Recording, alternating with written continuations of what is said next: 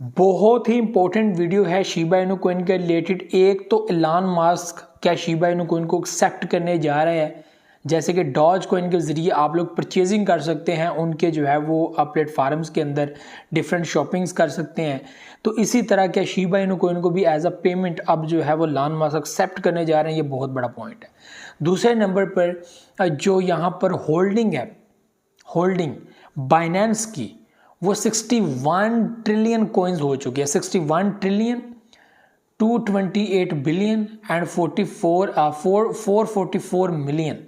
ठीक है, इस तरह जो है वो आप लोग चलते जाए तो ये एक फिगर है। बाइनेंस के पास 61 ट्रिलियन की शिबा इनू कॉइन की बाइंग है।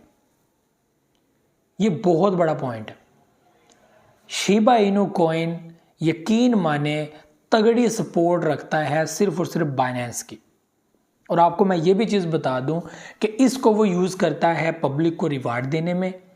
ठीक है, आप लोगों ने अक्सर देखा होगा कि जब भी आप अपने रेफरल के ज़रिए किसी को ज्वाइनिंग करवाते हैं तो बाइनेंस एज अ रिवार्ड आपको शिबा इनू कॉइन देता है।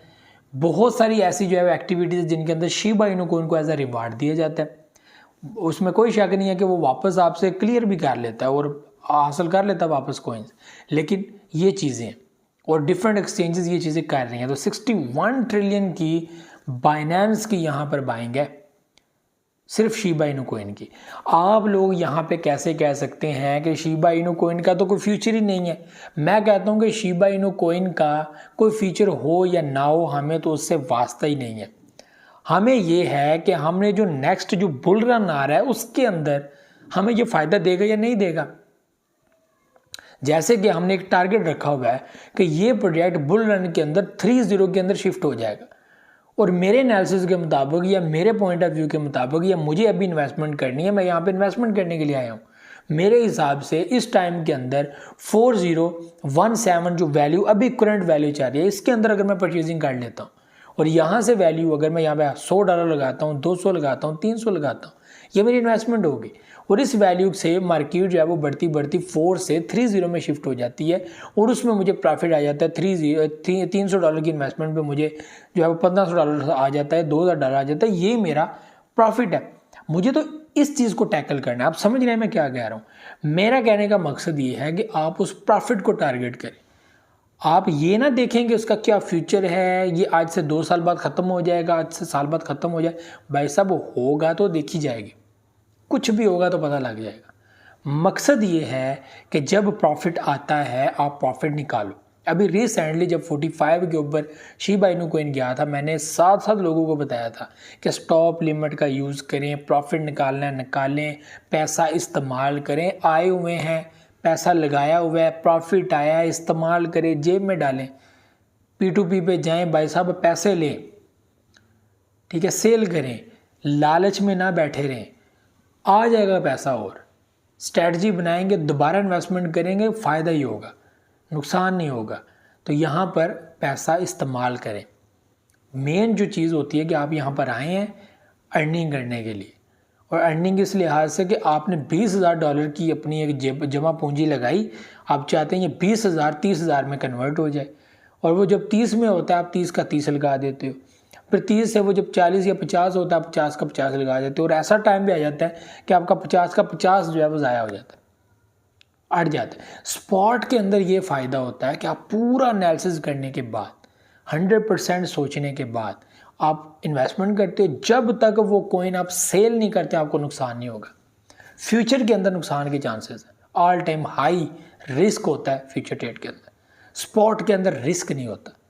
स्पॉट के अंदर अगर खुदा ना खास्ता बिटकॉइन क्रैश हो जाता है या बिटकॉइन की हालत ख़राब हो जाती है, बिटकॉइन नीचे की तरफ निकल जाता है, आपने एक प्राइस के अंदर बाइंग की और उससे नीचे आ गया, आपका जो $50 है वो $45 रह गया या $40 रह गया, कोई नुकसान नहीं है। आपको स्पॉट के अंदर फॉर लॉन्ग टर्म एक माइंडसेट रखना पड़ता है। आपको हफ्ता भी होल्ड करना पड़ सकता है। प्रॉफिट होने को तो एक रात में भी प्रॉफिट आपको आ जाता है। ठीक है, लेकिन आपको हफ्ता भी होल्ड रखना पड़ेगा, महीना भी होल्ड रखना पड़ सकता है, ज़्यादा भी होल्ड रखना पड़ सकता है, जब तक आप लोगों को एक अच्छा प्रॉफिट ना हो। और हम सब लोग एक अच्छे प्रॉफिट की तलाश में रहते हैं और रहना भी चाहिए। हम लोगों को किसी भी प्रोजेक्ट को लेकर उसके ऊपर बात करना है कि इसका कोई फीचर नहीं है, ये ज़ीरो है, ये ऐसे हो जाएगा वैसे हो जाएगा, हमें वास्ता नहीं है उस प्रोजेक्ट से। बात ये है कि ये बातें की जा सकती हैं लेकिन इनके ऊपर कोई ख़त्म ही राय नहीं है। द फाइनल वो कहते हैं ना कि वर्ड्स इसके ऊपर नहीं है, ठीक है। हमने कोई ऐसा इसके ऊपर कोई फाइनल प्रेडिक्शन नहीं करनी, फाइनल कर ही नहीं सकते। आप क्रिप्टो की दुनिया में बैठे हैं, ट्रेडिंग की दुनिया में बैठे हैं, यहाँ पर अगर नुकसान होने पे आया तो क्या पता कहाँ पे नुकसान हो जाए। तो ये चीज़ें आपको देखना होगी। लूना जो अनबिलीवेबल बिलीव बनाकर दुनिया के जो है वो अंदर बैठा हुआ था, रगड़ा लगा के रख गया हर बंदे को होने को तो यहाँ पे कुछ भी हो सकता है। और इस प्रोजेक्ट को आज तक किसी बंदे ने कुछ नहीं बोला। शीबा पे तनकीद होती रही है शुरू से, अभी भी होती है, लेकिन लूना के ऊपर कभी किसी ने तनकीद नहीं की थी क्योंकि वो एक मेन नेट वाला प्रोजेक्ट था, उसका एल्गोरिथम था, उसका सिस्टम था। उसका सिस्टम उस प्रोजेक्ट को $1 से $100 तक ले गया। और यही जो है वो स्ट्रैटेजी और कोइंस को लेकर भी रखी जाती है कि इसमें अंदर भी ऐसे हो सकता है। लेकिन मेरा आप लोगों को जो समझाने का मकसद है, ये आप उम्मीद है समझ गए होंगे कि 30 का हमारा जो टारगेट है हमने उसमें जाना है, प्रॉफिट निकालना है, पैसा निकालना है, बात ख़त्म। 1 पैसा जाए, 1 रुपये जाए, ये टाइम टू टाइम स्ट्रैटेजी चलती रहेंगी। हमने ऑल सेलिंग कभी भी नहीं करनी, ज़रूरत ही नहीं ऑल सेलिंग करने की।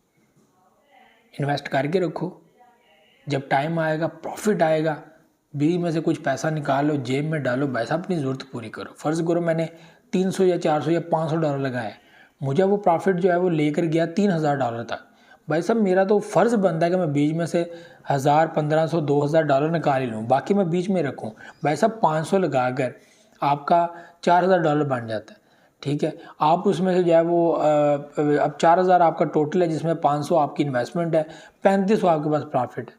अब आप जो है यहाँ पर $2000 अपना रहने दो वैलेट के अंदर और $2000 अपना निकाल लो, कोई नुकसान तो नहीं है ना।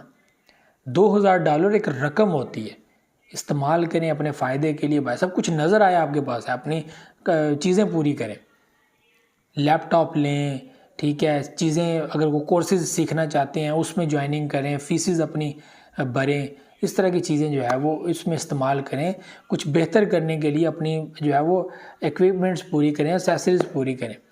तो ये जो है बहुत इंपॉर्टेंट है। आज का दिन शिबा इनू का 3री रेड कैंडल बनने जा रही है, तो ये जो है वो आप लोगों के साथ चीज़ें शेयर करनी थी। बाकी देखते हैं क्या बनता है। तो ये जो है वो अपडेट्स थी, ये सारी स्टोरी थी। मुझे तो इजाज़त, दुआ में याद रखिएगा, बहुत सा ख्याल रखिएगा। चैनल को सब्सक्राइब करना मत भूलिएगा, बहुत सारे लोग बगैर सब्सक्राइब के चैनल को देखते हैं। तो अगर आप लोग पसंद करते हैं तो चैनल को सब्सक्राइब ज़रूर कीजिएगा। मुझे तो इजाज़त, अल्लाह हाफ़िज़।